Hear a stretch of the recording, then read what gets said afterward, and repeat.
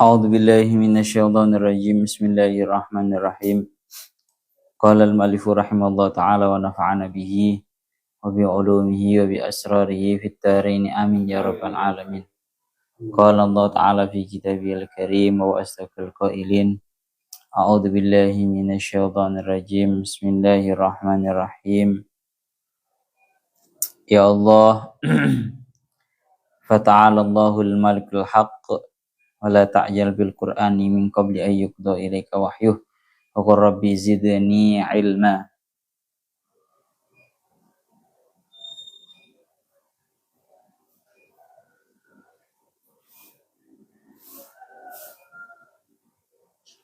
Ya Allah ya Rabbi ya Karim.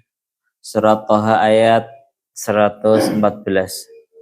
Ngriki masih berlanjut dari ayat yang kemarin. Ngriki ingin dikaaken masih menjelaskan proses penurunan Al-Qur'an. Ngriki dijelaskan fata'ala Allahul malikul haq ay amma yaqulul musyrikun. Maha suci, maha tinggi Allah yang menjadi raja dan zat yang wajib wujudnya, al-haq, maha tinggi dari apapun yang diucapkan oleh para musyrikun. Semua tuduhan-tuduhan jelek, ucapan-ucapan jelek dari orang-orang musyrikun, Allah Ta'ala itu maha suci, maha tinggi atas hal tersebut. Artinya jauh, Allah Ta'ala tidak tersifati dengan yang diucapkan oleh para musyrikun. Nah, ini kita membahas masalah proses penurunan Al-Quran atau penyampaian wahyu oleh malaikat Jibril terhadap Kanjeng Nabi. Yang ini akan wala ta'jal bil Qur'ani ay bi qiraati. Janganlah engkau terburu-buru, janganlah engkau Muhammad terburu-buru untuk membaca Al-Quran. Membaca Al-Quran yang sedang disampaikan oleh malaikat Jibril kepada engkau. Ay min qabli ayyuqda ilaika wahyu. Ay yafruha Jibrilu min iblahi, sebelum selesainya, sebelum wahyu tersebut disampaikan secara selesai, secara sempurna terhadap dirimu.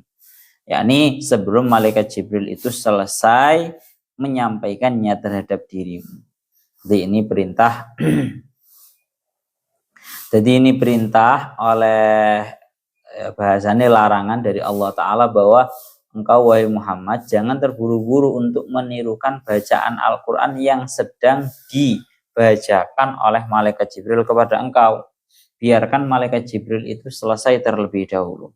Terakhir, wa qur rabbi zidni ilma, dan ucapkan wahai Muhammad, rabbi zidni ilma, wahai Tuhanku tambahkanlah kepadaku ilmu. Ay bil Quran, yakni dengan Al-Quran. Fakullama unzila alaihi syai'un minhu zada bihi ilmu. Maka setiap diturunkan kepada Kanjeng Nabi yang namanya Al-Quran, tiap ayat-ayat dari Al-Quran, maka berarti ilmunya Kanjeng Nabi itu bertambah. Pon, niki Masya Allah ayatnya sangat tinggi sekali maknanya. Tengeriki ingin dikaakan ya Allah ya Rabbi ya Karim.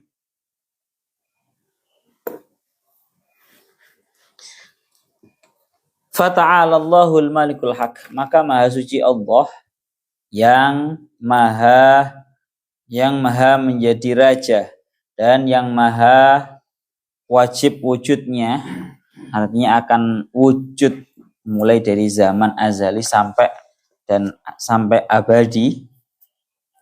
Maka tengeriki ingin dikaakan oleh Syekh Mutawalli Asy'arawi, beliau ini dawuh makna daripada fata'ala Allahul malikul haq ay tanazzaha wartafa'a an kulli ma yushbihu al hadisu ta'ala dzatan falaysa hunaka dzatun kadzatihi. Di tafsirannya agak sedikit berbeda. Maksud daripada ta'ala maha tinggi Allah, maha suci Allah yang maha menjadi raja dan juga yang maha hak, itu artinya adalah Allah Ta'ala itu maha suci dan juga maha tinggi dari segala perkara yang baru datang. Artinya apa? Seperti yang disabdakan dalam ayat lain, surat Asy-Syura ayat 11, laisa kamitslihi syai'un. Allah Ta'ala itu tidak menyerupai kepadanya segala sesuatu apapun. Ora enek sing menyerupai terhadap Allah. Bahkan di dalam maka Allah Ta'ala itu sama sekali tidak ada yang menyerupainya. Oleh karena itu Allah Ta'ala bahasanya tanda kutipnya menyetatuskan, Allah Ta'ala menyatakan bahwa Allah Ta'ala niku fatabarakallahu ahsanul khaliqin. Surat Al-Mu'minun ayat 114. Maka fatabarakallahu ahsanul khaliqin, maka Allah Ta'ala itu bahasanya mundak kebagusan, ya, ahsanul khaliqin, yang mana Allah Ta'ala adalah zat yang paling baik daripada para pencipta. Karena tinggi akan kenapa kok bahasa Al-Qur'annya itu ahsanul khaliqin, sebaik-baiknya pencipta. Karena seperti yang kita ketahui, mungkin daripada kita para manusia ada yang bisa menciptakan. Artinya bisa menciptakan robot, bisa menciptakan mobil, bisa dan menciptakan yang lainnya. Tapi didakwakan kalian saya Mutal Asy'arawi, bedanya Allah Ta'ala menciptakan dengan makhluk menciptakan adalah kalau makhluk itu menciptakan dari perkara yang sudah ada. Jadi kayak makhluk menciptakan mobil, makhluk nyiptakno sing jenenge sepeda motor. Ya Allah ya Rabbi ya Karim, makhluk kalau menciptakan itu ya dari perkara-perkara yang sudah ada, kayak contohnya kayak mobil, kayak sepeda motor. Ya benar, makhluk itu bisa distatuskan sebagai menciptakan. Tapi ya itu tadi, makhluk itu kalau menciptakan dari sebuah perkara yang sudah ada. Beda dengan Allah Ta'ala. Kalau Allah Ta'ala itu menciptakan, Allah Ta'ala itu menciptakan dari sebuah perkara yang tidak ada.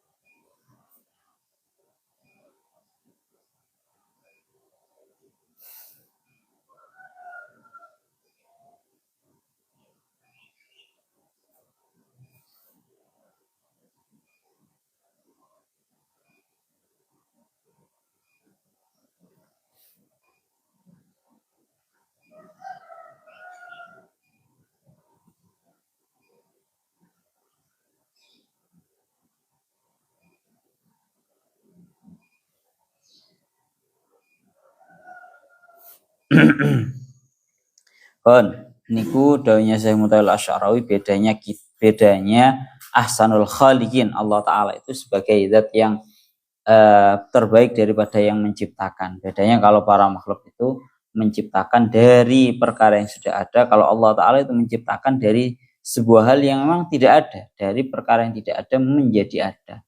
Nyiptakno menungso, ya asalnya memang dulu benar-benar sama sekali tidak ada menjadi ada. Bon. Maka daunnya Allah Ta'ala fata'alallahul malikul haq. Ini seolah-olah hampir bahasanya itu min al-fati tanzihi lailati la tuqalu illa lahu subhanah kalimatu subhanallah asami tabasyaran yaqulu hali basyarin. Nah, jadi ini termasuk daripada lafadz yang tanda kutipnya hanya bisa digunakan pada haknya Allah Ta'ala. Tidak bahasanya dengan gini ku seperti kalimat subhanallah, kalimat subhan itu hanya bisa dinisbatkan kepada Allah Ta'ala saja, tidak boleh kepada yang lainnya. Sama dengan kalimat tabaraka wa ta'ala, ta'ala wa tabaraka itu juga hanya diperuntukkan kepada Allah Ta'ala. Bon, kita lanjutkan lagi. Itu maknanya fata'alallahu al-malikul haq.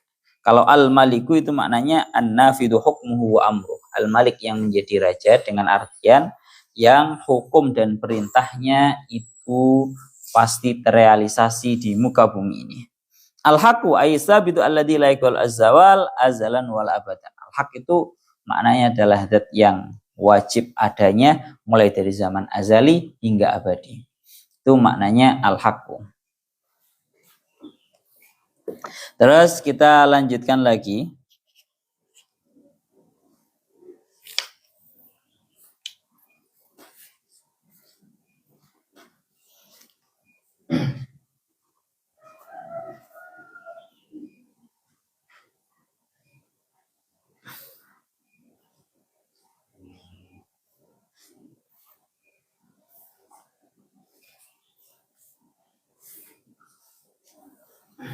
Tang kalau lanjutkan tang selanjutnya niku wala ta'jal bil qur'ani min qabli ayyughda ilaika wahyuh. Ngeri kita ngintikan wala ta'jal bil qur'an ay bi qiraati. Ini perintah terhadap Kanjeng Nabi, larangan terhadap Kanjeng Nabi.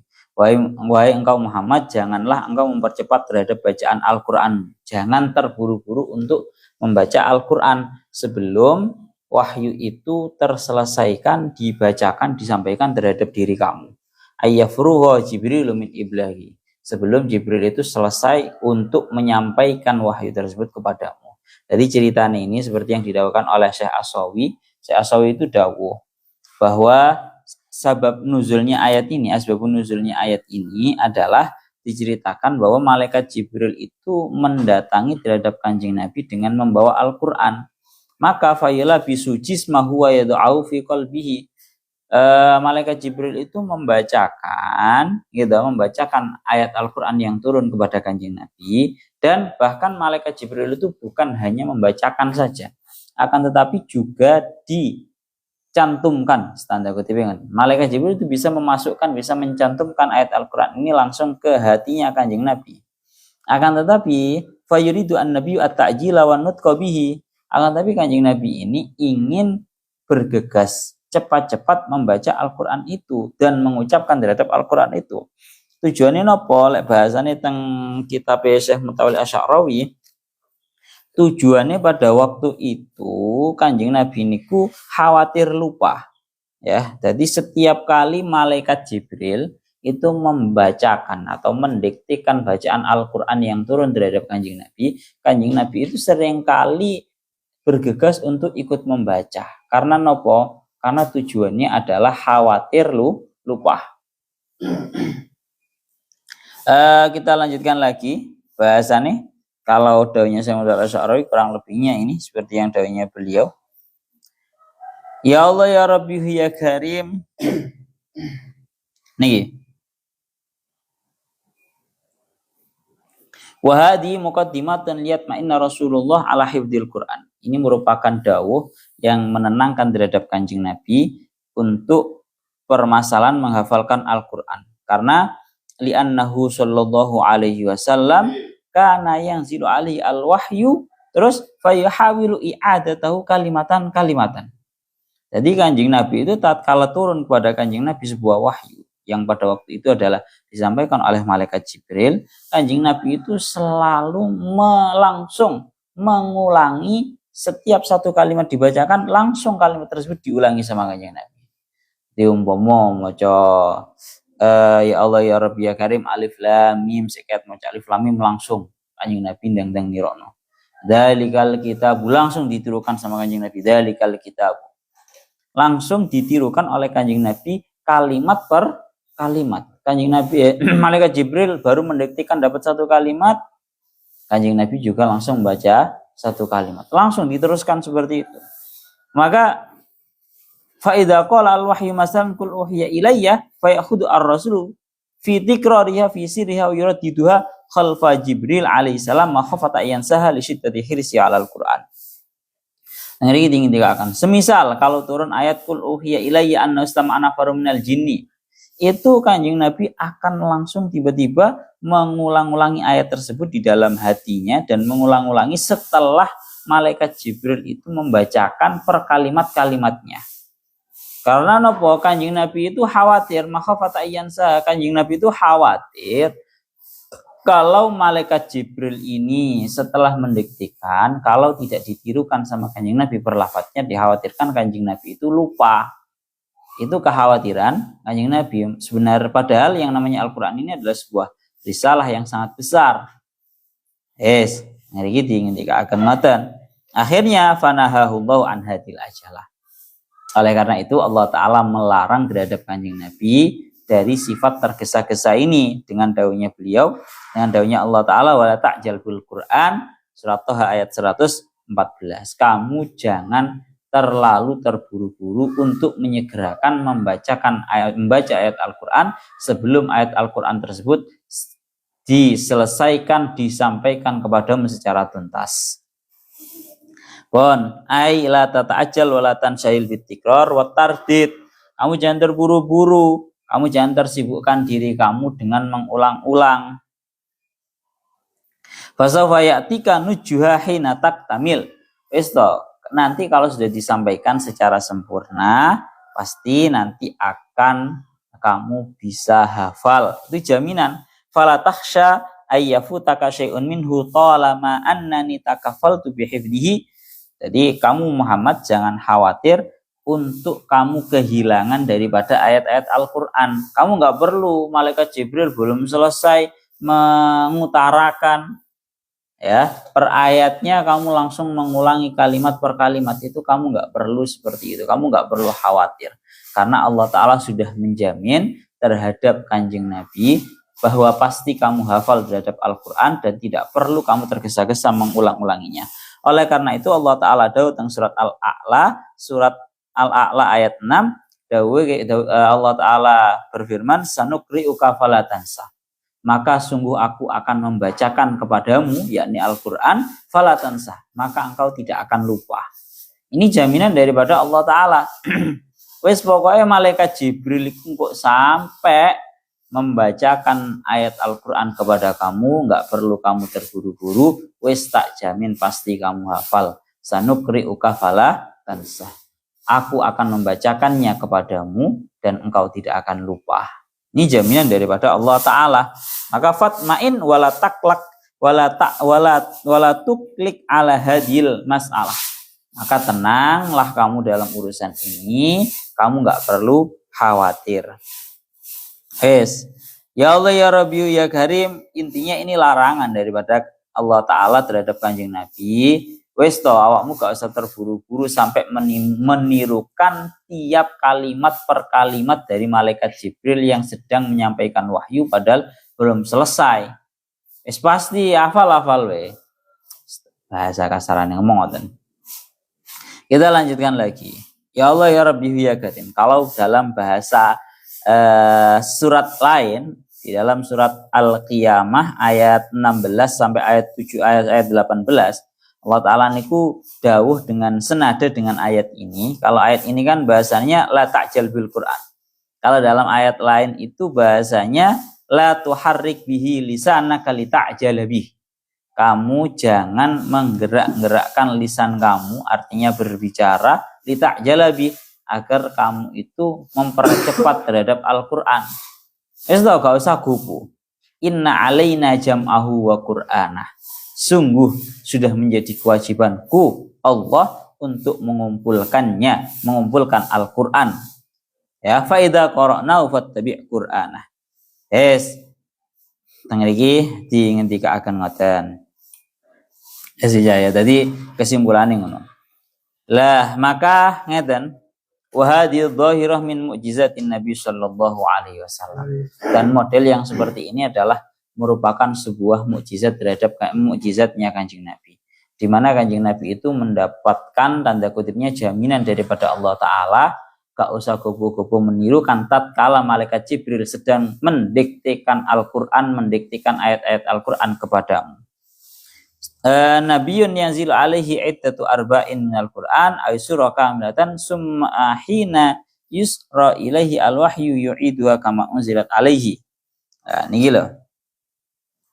Tadi niki kamu perlu tak jelas nih Pak. Kemarin kan sudah dijelaskan secara ringkas toh bahwa yang namanya Al-Quran itu pertama turun daripada Allah Ta'ala langsung secara turun langsung nang sama dunia atau langit dunia. Kemudian dari langit dunia menuju Kanjeng Nabi ini diturunkan dalam jangka waktu 23 tahun berpisah-pisah sesuai dengan kebutuhannya Kanjeng Nabi, sesuai dengan kejadian yang terjadi. Lah, makanya tengriki dingendikaken lah walaupun ya tanda kutipnya ayat Al-Qur'an ini tidak turun secara langsung total 100% nang Kanjeng Nabi, tapi Kanjeng Nabi itu mengetahui bahwa ayat ini merupakan ayatnya surat Toha gitu semisal ya. Ayat ini merupakan ayatnya surat Al-Baqarah. Itu Kanjeng Nabi tahu dan bahasanya mengarahkan terhadap para sahabatnya. Mulane nang ngriki didhawuhaken aman Nabi sallallahu alaihi wasallam Fakana ya'muru al-katabata bi kitabatil Qur'an. Ya, kalau Kanjeng Nabi iku nang Al-Qur'an langsung apal, Pak. Nang Al-Qur'an langsung apal dan mengetahui ini suratnya apa, ayat keberapa, Kanjeng Nabi hafal. Tapi walaupun seperti itu, Kanjeng Nabi ini merupakan sebuah kehebatan yang dimiliki oleh Kanjeng Nabi, mukjizatnya Kanjeng Nabi. Walaupun Kanjeng Nabi memiliki kehebatan di dalam kecerdasan di dalam menghafalkan, akan tetapi tetap saja Kanjeng Nabi itu memerintahkan terhadap para sahabat, ya tanda kutipnya para katabah, para penulis, para pencatat Al-Qur'an, sebahasanya awak dhewe para sekretarisnya Kanjeng Nabi di dalam menuliskan Al-Qur'an. Kanjeng Nabi panggah kongkon nulis, iki Al-Qur'ane tulisan. Kanjeng Nabi semerap, iki ayat turun, iki surat opo, ayat opo semerap. Tapi Kanjeng Nabi bukan hanya membiarkan beliau sendiri yang hafal, tapi juga memerintahkan dan mengarahkan kepada para sahabat di arah sing bener piye. Mulanya sampai di tengah iki dilanjutakan, Kanjeng Nabi itu memerintahkan kepada para sekretarisnya, sekretaris dalam menulis Al-Qur'an ya maksudnya, untuk menulis Al-Qur'an, sumayumlihi alihim kama sami'au. Kemudian Kanjeng Nabi itu mendiktekan ayat Al-Qur'annya kepada para penulis Al-Qur'an seperti yang didengarkan oleh Kanjeng Nabi. La yughayyiru minhu harfan wahida. Kanjeng Nabi tidak merubah satu huruf pun. Bal wa yumli al ayati fi maudhi'iha min aswar al mukhtalifah nih loh. Bahkan Kanjeng Nabi itu mendiktekan setiap ayatnya walaupun berbeda-beda surat. Walaupun berbeda-beda surat. Malah sampai Kanjeng Nabi niku ketika mendiktekan kepada para sahabat yang mempunyai tugas untuk mencatatkan Al-Qur'an, Kanjeng Nabi niku dawuh do'u hadihi fi surati kadah wa hadihi fi surati kadah. Kanjeng Nabi itu sambil mendiktekan ayat-ayat Al-Qur'an kepada para penulis Al-Qur'an.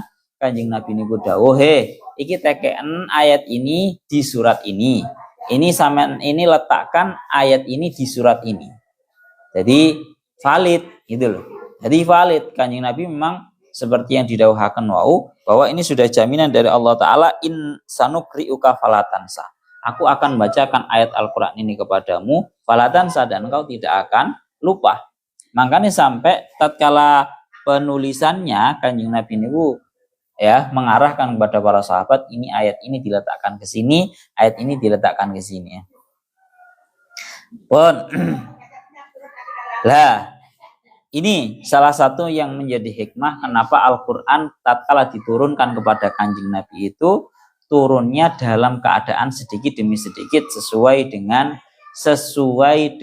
kejadian. Karena yang pertama, tengeriki walau anna suratan nazalat kamilatan marratan wahidatan lakanal amru ila haddi ma sahla. Innama tanzilu al ayatu mutafarriqatan. Pun.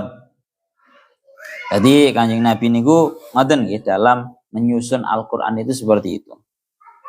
Terus tengeriki didawuhaken wa makna min qabli ayyubdu ilaika wahyu ay in tadir hatta yasriya anka lakin kaifa ya'rifu ar-rasul dzalik kaifa ya'rifu annal hal allati ta'tari inda nuzulil wahyi qad zalat as-sahabatu yasufuna halan nabi inda nuzulil wahyi alif yaquluna kunna nasma'u hawla ra'sihi ka ghadidin nahli wa kana jabinu yatafassadu araqan yablughu minhu al-juhdu mablaghan wa in nazala al-wahyu wa huwa ala dabatin kanat tanuhu bi Rasulillah li anna Allah ta'ala qala inna sanulki 'alaika qaulan sakila.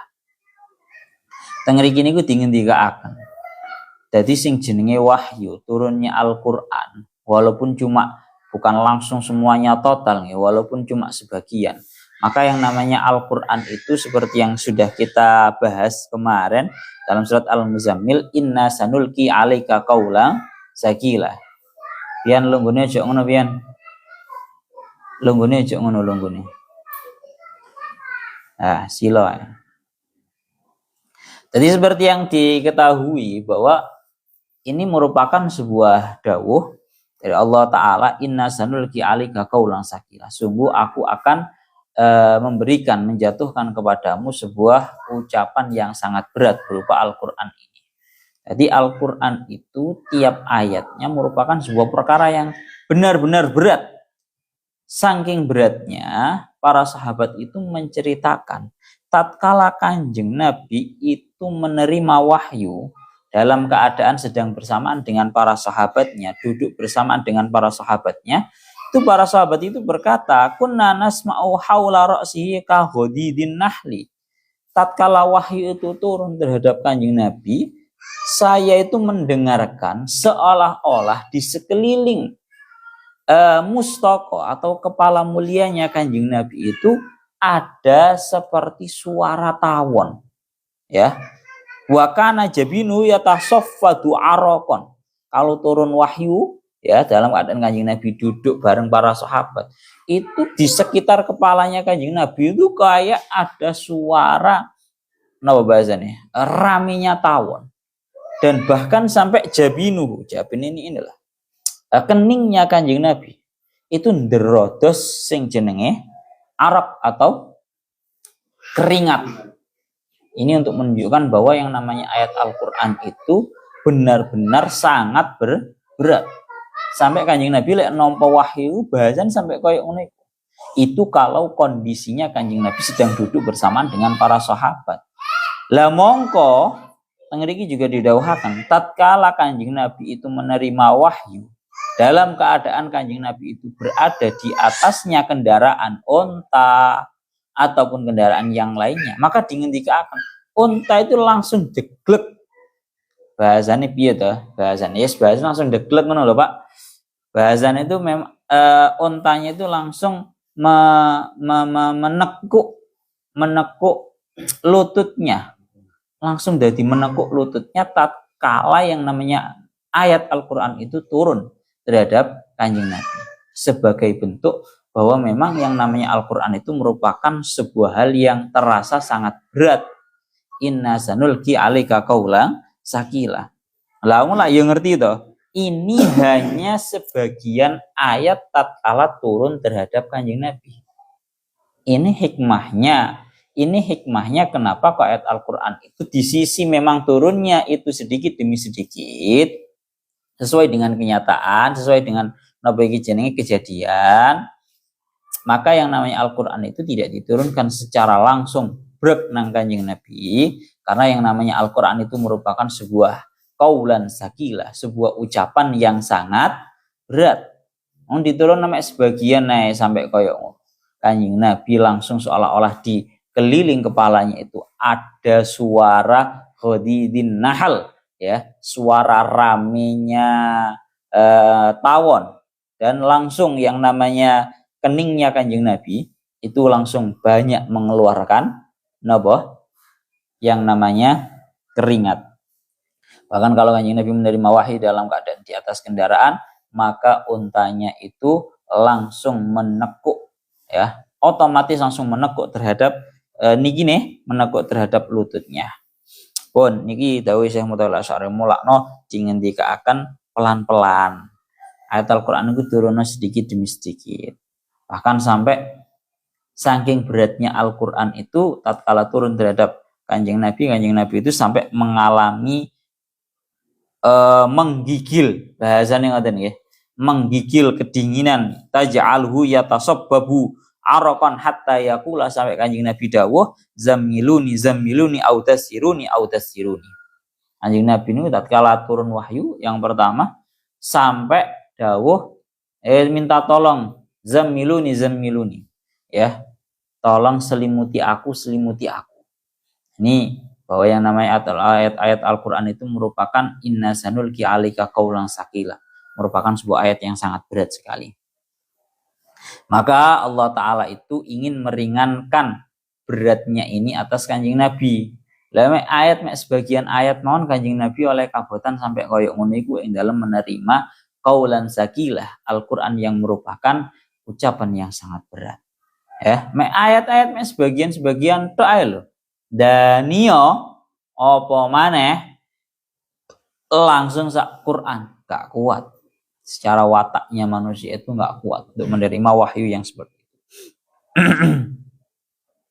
Pun terus kalau lanjutakan malih, Itu makna dari ayat wala ta'jal. Bundi wau. Wala ta'jal bil Qur'ani min qabli ayyuqda ilaika wahyuh. Bahasane ngaten. Ay yafruhu Jibril min iblahi. Lelek teng mriki teng tafsir As-Sawine teng mriki dingendikaken. Jadi kenapa sih Al-Qur'an ini turun kok enggak langsung saja dari Allah Ta'ala nang sinten iki? Nang Kanjeng Nabi. Kenapa ndadak melewat malaikat Jibril dulu? Teng mriki dawuhnya Syekh As-Sawi. Ini loh, wal hikmatu fi talaqqi Rasulillah sallallahu alaihi wasallam an Jibrila dhahiran annahu yakunu sunnatan muttabi'atan di ummati. Terus Al-Qur'an ini tidak langsung diterima oleh Kanjeng Nabi dari Allah Ta'ala, tapi melalui perantara yang namanya malaikat Jibril. Apa hikmahnya? Hikmahnya agar ini menjadi sunnatan muttabi'atan, agar ini menjadi sebuah panutan yang akan ditiru, agar ditiru oleh para umatnya. Karena nopo? Fahum ma'muruna bitalaqi min afwahil masyayikh. Karena umatnya Kanjeng Nabi ini diperintahkan untuk menerima ilmu, menerima Al-Qur'an dari para mulutnya para masyayikh, dari para dawuhnya para masyayikh. Ma'no ada dawuh daripada Syekh As-Sawi, la yuflihu man akhadha al-ilma awil qur'ana minas sutur balit talaqi lahu sirrun akhar. Tidak akan beruntung orang itu mengambil ilmu atau mengambil Al-Qur'an dari kertas, akan tetapi yang namanya menerima ilmu dari seorang guru itu memiliki sirri, rahasia dan barokah tersendiri. Ya paham ya. Jadi ini akan menjadi sunnatan muttabi'atan. Nah loh, Kanjeng Nabi ku nampa Quran ora langsung teko Gusti Allah, tapi Kanjeng Nabi nampa Al-Qur'an teko malaikat Jibril. Tujuannya apa? Agar ini menjadi sunnatan muttabi'atan. Agar ini menjadi sunnah, agar ini menjadi sebuah hal yang sifatnya panutan. Agar ini menjadi sebuah perilaku yang harus ditiru oleh para umatnya Kanjeng Nabi. Lek kowe kepingin golek ilmu, ojo belajar otodidak mek gur belajar toko buku-buku. Belajar ilmu agama kok langsung dari buku, langsung dari kitab. Man laisa lahu syaikhun fa syaikhuhu syaitonun. Lek golek ilmu tapi orang duwe guru, berarti gurumu setan. Kanjeng Nabi sik talaki dari malaikat Jibril. Nah, ini yang seringnya ya tanda kutipnya ya kelompok sebelah lah yang tanda kutipnya baru hijrah, kemudian nggak memiliki guru, langsung baca dari buku-buku yang ada, buku-buku terjemahan yang ada, maron langsung metu bid'ah no ngafir no, padahal orang duwe guru mek gur belajar toko terjemahan. Wes, jadi ini sekali lagi yang perlu saya tekankan bahwa ojo sampai kowe golek ilmu tanpa adanya guru. Golek ilmu kuwi ora teko kertas tapi teko guru. Wes Pak, sesat wong golek ilmu mek gur maca teko terjemahan tok kuwi napa? Sesat. Kudu ana gurune. Golek ilmu kok terjemahan tok ya, kita enggak usah menyebutkan nama-nama ustadznya, kita semua sudah tahu lah. Ya, pokoknya lek kepengin golek ilmu, kamu harus hadir di depannya guru. Ngaji tenanan, ojo mek moco terjemahan. Dan inilah sebuah hal yang tanda kutipnya yang selalu diajarkan oleh para masyayikh kita. Para masyayikh kita kayak dawuh Mbah Yedan, ndek ingin lho Pak pas awak dhewe hadir khalil. Ngaji tenanan, ngaji duduk ngaji sing pidato. Ya pidato ya ora apa-apa, tapi yang paling apa bahasanya? Yang paling penting untuk kita kembangkan ya ngaji kitab. Mulai awal sampai akhir, Safinah misal awal sampai akhir, Fathul Qorib awal sampai akhir, tafsir awal sampai akhir. Ini yang benar-benar harus dikembangkan. Ini maknanya adalah napa? Talaki. Talaki itu menerima ilmu langsung dari guru. Pun. Monggo wong saiki yo masyaallah. Nyapo Wong saiki malah wangkot-wangkot ngono kuwi.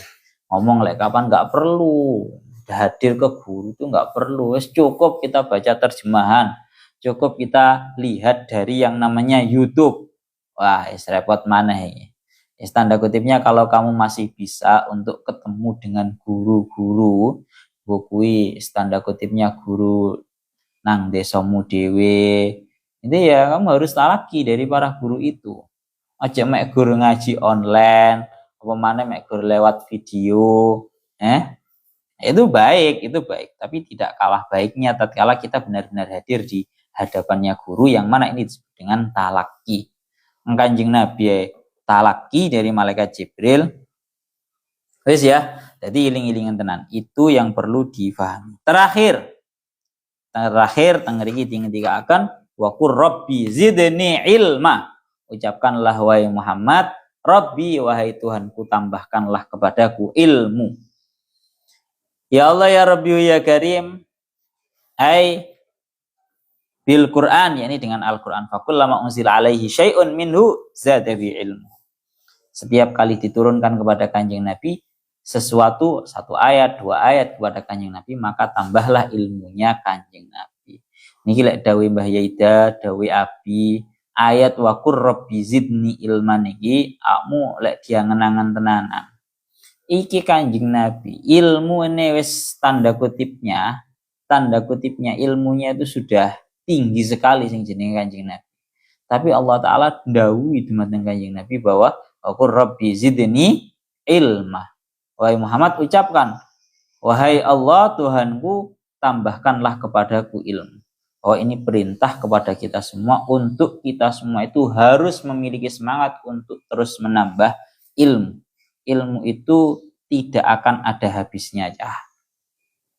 Lek dawe para ulama i'ti lil ilmi kullaka yu'ti ba'dahu. Berikanlah kepada ilmu totalitasmu, harta kamu, nafas kamu, ya, badan kamu, bahkan juga waktu kamu, seluruh pengorbanan kamu. Maka ilmu hanya akan memberikan hanya sebagiannya saja kepada diri kamu. Ya, tatkala diri kita itu sudah totalitas loh Pak, semua waktu, tenaga, pikiran itu sudah kita berikan, kita sumbangkan kepada ilmu, kita hanya akan mendapatkan sebagian dari ilmu. Fa'idha tu'ti lil ilmi ba'daka lam yu'tika syai'ah. Dawai para ulama.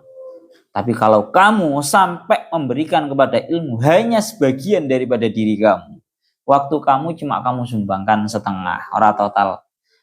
Harta kamu juga kamu berikan untuk ilmu cuma setengah, maka ilmu tidak akan memberikan sesuatu apapun kepada diri kamu. Ya. Wasqur rabbi zidni ilma. Aku lek wasqur rabbi zidni ilma malah eling kalian dawuh Abi. Jeneng kuwi kan wasil zidhu ilma. Lek akeh-akeh kan orang itu kan namanya zidni ilma toh. Karena nang Al-Qur'an iku wasqur rabbi zidni ilma. Lek jeneng kuwi dudu zidni ilma, tapi zidhu. Hu iku dhamir. Tambahkanlah kepadanya. Aku iki biyen tanglet nang Abi. Bila nopo jeneng kula niku kok mboten zidni ilma.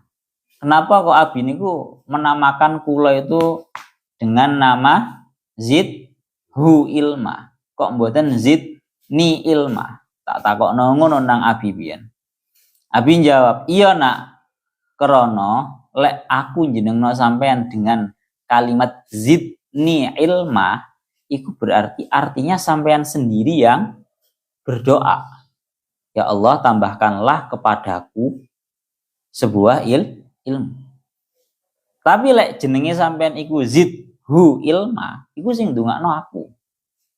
Zidhu ya Allah tambahkanlah kepada dia ini, anakku ini, wasil ini sebuah ilmu. Jadi iki maknane Abi ngekei aku jeneng duduk zidni ilma tapi zidhu ilma. Karena enggak kepingin yang berdoa itu anaknya sendiri, tapi kepingin ini doanya Abi kepada diri saya diutarakan dalam ilmu. Jadi jenenge itu zidhu ilma bukan zidni ilma.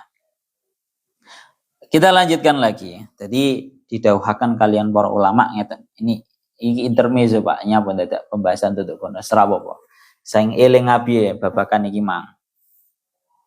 Kita lanjutkan lagi. Ini makna wa rabbi zidni ilma. Ini dawuhnya para ulama aisal rabbaka al-istizadah minal ulum bisababi tawali nuzul Al-Qur'an. Tengeriki Allah Ta'ala ndawi dumateng Kanjeng Nabi agar Kanjeng Nabi senantiasa terus untuk melanggengkan meminta terhadap Allah Ta'ala untuk ditambah ilmu. Tanda kutip bahasane niku tanda kutip bahasane ngaji dan ngaji lek bahasane Mbah Yaita. Wa rabbi zidni ilmah. Ojo sampai ngerasa kita itu ngerasa bahwa diri kita sudah alim, diri kita sudah cukup ilmunya, diri kita sudah tinggi ilmunya. Nah, itu jangan sampai. Lek dawuh Mbah Yaita yang sering didawakan kalian Mbah Yaita adalah ya Allah ya Rabbi ya Karim tengeriku bahasanya ngeten kurang lebihnya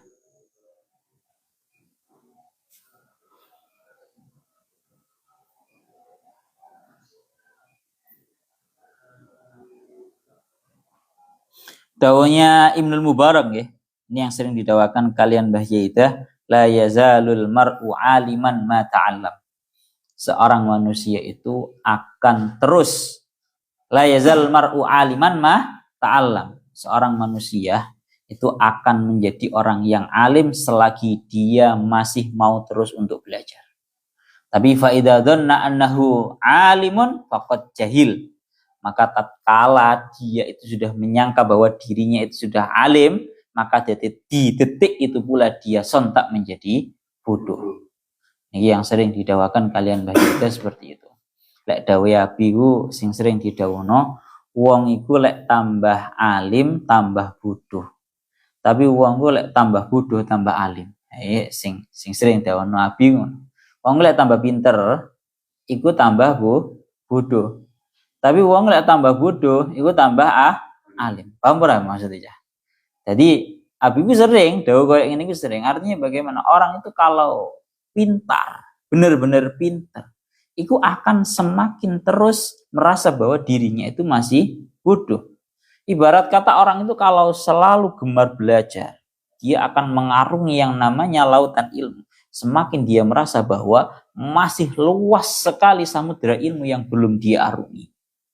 Nah, Nabi dawuh, wong ku lek alim bodoh. Wong lek alim tenanan, pinter tenanan, dia akan merasa bahwa dianya sendiri itu masih sangatlah bodoh. Begitu juga sebaliknya, orang itu kalau bodoh, iku pintar. Wong bodoh malah pintar. Maksudnya piye? Malah wong-wong sing bodoh-bodoh kuwi ngerasa awake wis pintar, merasa sudah menguasai semuanya. Yes, kayak sing terjadi akhir-akhir ini loh, Pak. Dieling nambe ulama lek kawan son horeg kuwi haram, malah ngerasa sok pinter. Ngomonge, "Lah son kuwi apa ya panganan kok atik diharamno barang." Lah berasane sing haram mek gur panganan tok apa piye? Itu bahasane Abi seperti itu. Jadi mulakno awak dhewe seperti Kanjeng Nabi mawon yang ilmunya sudah tinggi didhawuhi oleh Allah Ta'ala wa qur rabbi zidni ilma, agar terus untuk mau memohon terhadap Allah Ta'ala agar ditambah ilmunya. Wa qur rabbi zidni ilma. Berarti yang ini memang dalam permasalahan ilmu itu loro berarti. Kowe belajar pertama belajar sing nomor loro ojo lali untuk meminta agar terus ditambah ilmunya dan ilmu yang bermanfaat. Napa dan ilmu yang bermanfaat. Lek biyen nang ploso iku ana pengadatan katene turu jam 12 sebelum tidur iku salat hajat dulu, memohon agar ilmunya itu diberi ilmu yang banyak dan bermanfaat. Nah, lek kowe kate tak kongkon salat dhisik sak gurunge turu wis jelas ora mungkin. Es minimal lah kowe katene turu kowe ndonga ya Allah Gusti nyen paringi kula ilmu, nyen paringi ilmu sing kula pikantuk teng panggen niki teng pondok niki masih toh mek kedhi jenengan paringi manfaat. Es minimal ngono lho ya, kamu kate turun lho wis merem ngono kae. Ngono ki kamu ndonga koyo ngono iku. Njaluk ndonga. Kita lanjutkan. Fa innaha afdalu ma yus'al wa azzu ma yutlab. Tadi sing jenenge ilmu yang ada dalam Al-Qur'an itu merupakan ilmu yang paling tinggi. Oleh karena itu wa min huna amara al-masyayikh al-muridina bi tilawatil Qur'an wa ta'abbud bihi ba'da kamalihim wa nadhafati qulubihim. Jadi para masyayikh itu memerintahkan terhadap para muridnya untuk membaca terhadap Al-Qur'an setelah kondisinya para murid ini sudah sempurna dan hatinya sudah bersih. Jadi ini tanda kutipnya rada aneh. Jadi kamu para masyayikh itu punya ilmu tersendiri. Para masyayikh itu tengeriki teng kitab Asawi dikatakan muridnya baru diperintahkan untuk membaca Al-Qur'an setelah muridnya itu keadaannya sempurna. Artinya bagaimana? Keadaannya sudah sempurna, hatinya sudah bersih, baru diperintahkan untuk membaca Al-Qur'an.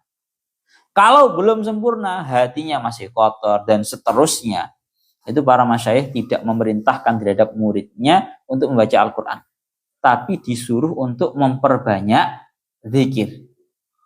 Kan aneh toh?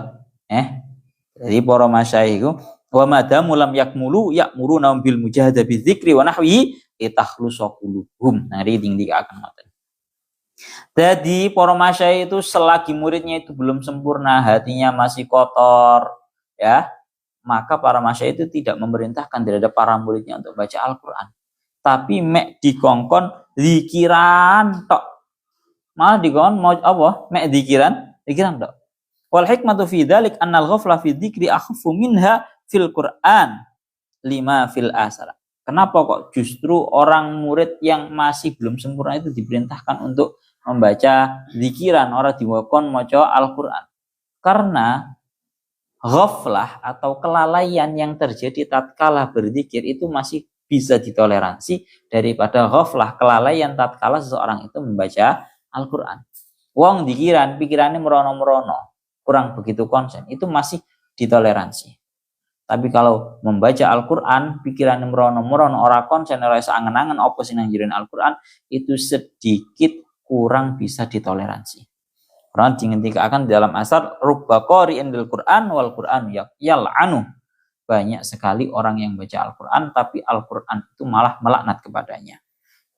Kalau nang ngriki dihentikan faja'ala al-arifuna litawassuli lil Qur'ani turukan yujahiduna anfusahum fiha yazdadu bi qiraatim Al-Qur'an uluman wa ma'arifa wa akhlaqan. Jadi para ulama, para aulia, para orang-orang yang ahli makrifat itu menjadikan menuju terhadap Al-Qur'an beberapa jalan agar para muridnya itu bisa sampai terhadap Al-Qur'an dengan cara memujadahkan para beliau-beliau agar nanti bisa menjadikan Al-Qur'an itu sebagai sumber ilmu, sebagai sumber makrifat dan juga sebagai akhlak. Paham ya? Jadi cara para arifin, para ulama aulia arifin itu memposisikan Al-Qur'an itu paling tinggi sekali. Lek gurung iso kok edahe, lek gurung iso atine bersih, lek para ulama zaman dahulu, para aulia zaman dahulu muridnya gak dikongkon maca Quran dhisik. Dikongkon zikir. Tujuannya itu tadi, biar belajar mengonsenkan hati dulu sehingga tatkala nanti sudah terbiasa mengkonsenkan hati, sok maca Al-Qur'an dadine iso penak. Nah, kesimpulan terakhir, wahina idin falaisa tarkum al-qira'ata fil mabda' likauni ghairi afdala minhu bal yunadifu anfusahum bil qira'ah. Oleh karena itu, tengriki dikaken para ulama, para aulia arifin pada zaman dahulu tatkala masih berada di fase tirakat pertama awal-awal, itu kebanyakan malah gak membaca Al-Qur'an. Itu bukan berarti meninggalkan membaca Al-Qur'an, meninggalkan sebuah perkara yang lebih afdol. Akan tetapi tujuannya untuk membiasakan diri, membersihkan hati. Sehingga nanti tatkala sudah bersih hatinya, sudah biasa mengkonsenkan hatinya, lek maca Qur'an iso konsen, iso enak. Loh, kamu lek ngerti loh. Iki tanda kutipnya ya. Tanda kutipnya ya, para ulama ini akeh model kayak ngono. Isine wiritan maca Qur'an cok warang. Aku biyen ya muskil kayak ngono kuwi. Ternyata ket nemu jawabannya. Aku duwe Pak Lek ya. Duwe Pak Lek nang Probolinggo ya. Jenenge Ami Bagus. Kiai Bagus iku penggawean mek wiritan tok. Maca Quran iki jauh barang, Pak. Meh ra tau, bahasa kasar ngomong. Meh ra tau maca Quran. Isin mek wiritan. Ternyata ya jawabannya ini. Tatkala hati masih belum bisa sempurna, masih belum bisa baik, itu dibiasakan dulu dengan berzikir. Pun ini jawabannya beliau seperti itu. Pun denger iki Allah ya Rabbi ya Karim, walaqad ahidna ila Adam min qablu fanasiya wa lam najid lahu azma. Surat Thaha ayat 115. Ilahuna wallahu a'lam bissawab.